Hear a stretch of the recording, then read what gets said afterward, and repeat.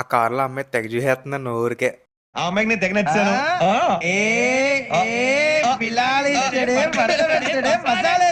Hyderabad to Tanuku bike journey. అసలు హైదరాబాద్ నుంచి Tanuku bike మీద ఎందుకంటే సింగిల్ గా ఇలా లాంగ్ డ్రైవ్ చేయడం చాలా ఇష్టం. అంటే సంక్రాంతి టైం కదా, ట్రైన్ టికెట్లు బుక్ అవ్వలేదు. బస్ ఏమో మన బడ్జెట్ దాటిపోయింది.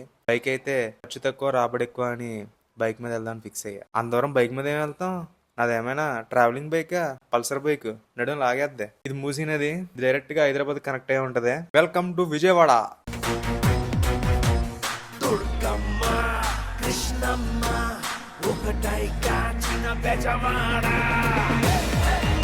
దారిలో బండి ఆగిపోయింది. పెట్రోల్ అయిపోయిందేమో అని చెప్పి పెట్రోల్ కూడా కొట్టించాను.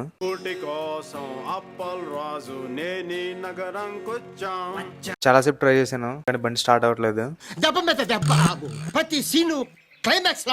దగ్గరలో ఉన్న మెకానిక్ షెడ్ లో చూపిస్తే ఇంజిన్ లో వాల్వ్ స్ట్రక్ అయిన 2 days టైం పడుతుంది అన్నారు.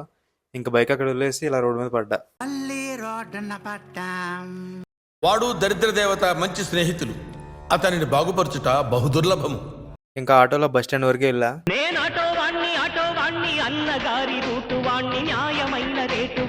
బస్ స్టాండ్ కి రీచ్ అయ్యా. చివరికి బస్సు మీద వెళ్లాల్సి వచ్చింది తణుకు.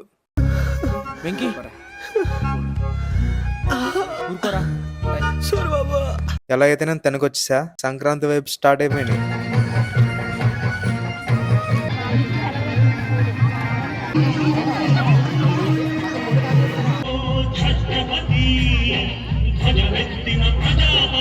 బైక్ కోసం విజయవాడ వెళ్తున్నాను. 5,000 బొక్క. బస్ మీద వచ్చిన బాగుండు, 2,000తో అయిపోయి. డబ్బులు సేవ్ చేద్దాం అనుకుంటే డబ్బులు అయిపోయింది. మళ్ళీ సంక్రాంతి వైపు సహా.